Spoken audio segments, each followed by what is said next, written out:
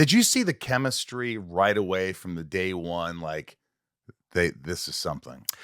100%. I would, again, Fred and I would talk to each other about things that would happen in the SNL offices. And, Fat Guy in a Little Coat was one of those things. But one time I remember Chris came out of a wardrobe test and he was wearing the famous brown plaid sport coat that he wore for most of the movie. And he said, "Hey, David, does this suit make me look fat?" And Dave says, "No, your face does." And I went, whoa, hold it. That's great. That's going in the film. And I would just follow these guys around basically and just, they would dictate their chemistry. And so, we thought, okay, just let's lean into who they are. When we shot Fat Guy in a Little Coat, though,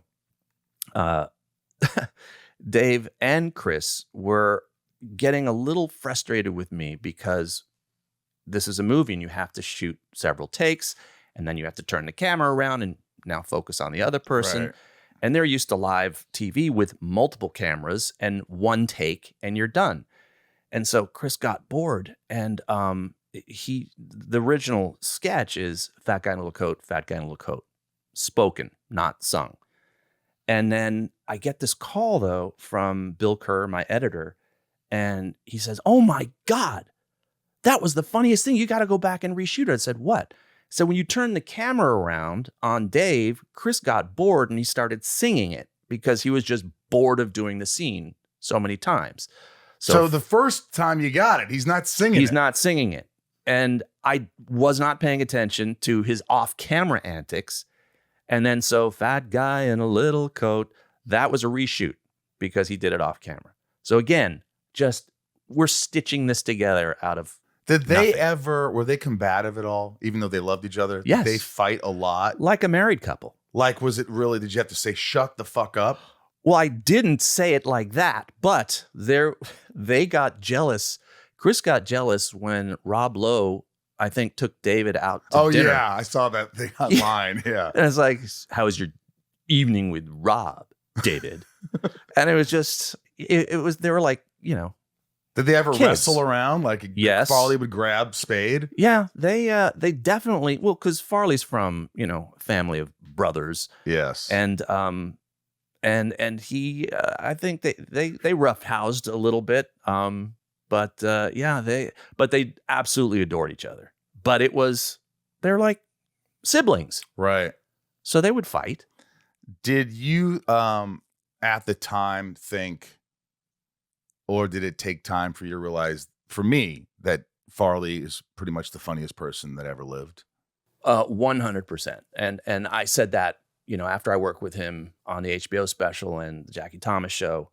And I remember one of the first times I met Sandler, I think I was editing at Warner Hollywood, which is now The Lot.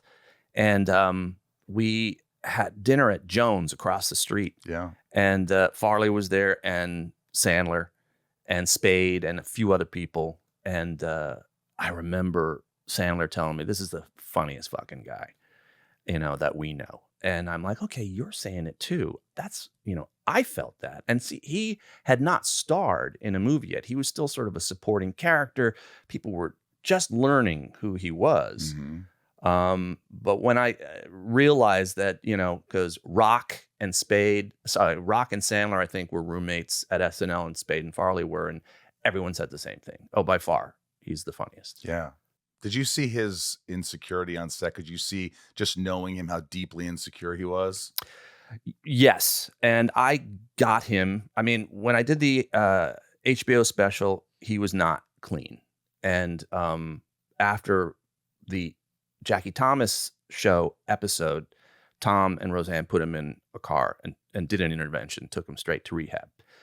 By the time Tommy Boy happened, he was clean. I got him for that period, which now is sort of chronicled as the best period of his career psychologically. He was clean. He was happy.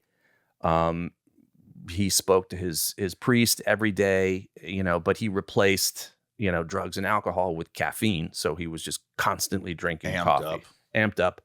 But but he was great. And, you know, that was the joy of that whole experience, that I got to see him at his best. Yeah. Did he ever take his clothes off on set? Hell yeah. Constantly. Not constantly, but But wiggling it out and well, hanging for out. example, When a time when you could do it. yes, if you remember in the movie, he answers the door after housekeeping, and I jerk he you has off? he Yeah. has the sheet around him. We did multiple versions. Okay, you're going to drop the sheet, and this time you're going to have a t-shirt on and some, you know, cute little underwear. This time, no t-shirt, just the underwear. This time, nothing at all.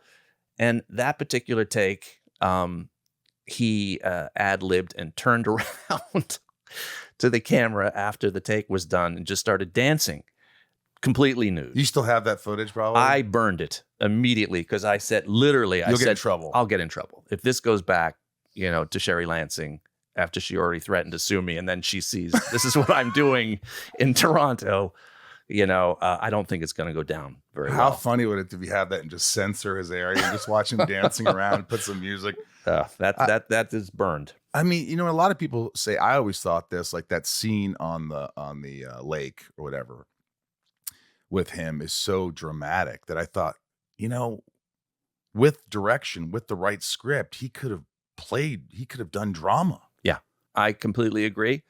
And I said to him as much, and he got kind of upset with me because he was offered everything after that, after the success of Tommy Boy. And I turned all of them down because I said, dude, you shouldn't be doing these. You are a really good actor, and you should look for your Uncle Buck, your, you know, transition from comedy into drama with, you know, heart. Don't just do this or this or this. And he got upset with me, and I had to write. I wanted to write him, and I did, a long letter. It was 5 pages, and I sent it to his mom to give to him, saying how much I absolutely loved him and adored him, and I was doing this out of respect, not the opposite. I was waiting for something that we could both sink our teeth into, that we loved, not that we were doing just for the next paycheck. Right, because that was my next question. I was thinking, gosh, you did the best Farley movie ever. Why wouldn't you follow it up with something? And that was because of you. You didn't feel like that's what you wanted to do. I next. couldn't do the same kind of movie. And, you know, Black Sheep was the same kind of movie, and it was troubled. And, you know, Beverly Hills Ninja was, I didn't care for that one. But these are the things that were being offered. Now, he was also, you know, he was the original Shrek. Yes, And yes. you know, Rossio and Elliott, who I worked with developing Johnny Quest a number of years later, told me, said, you know, the ogre and the donkey was patterned after Tommy Boy. And they went after Chris, and Chris supposedly recorded most of the entire script as the ogre, and then he passed away before he finished it. And I think at some point they just decided to go a different direction, and they erased what he did and, right, you know, hired Mike Myers. But he always wanted to do the Fatty Arbuckle story, and, you know, that would have been a great, you know, biopic. That was something very important to him. But I think by that point he had fallen back off the wagon. Do you regret, or did you ever think after, like, you know, that I should have just done something with him again? Of course, I felt tremendous guilt, and but before I could even feel guilt, things in his world were spiraling out of control. So it was taken over by fear Yeah. that, you know, something bad was going to happen.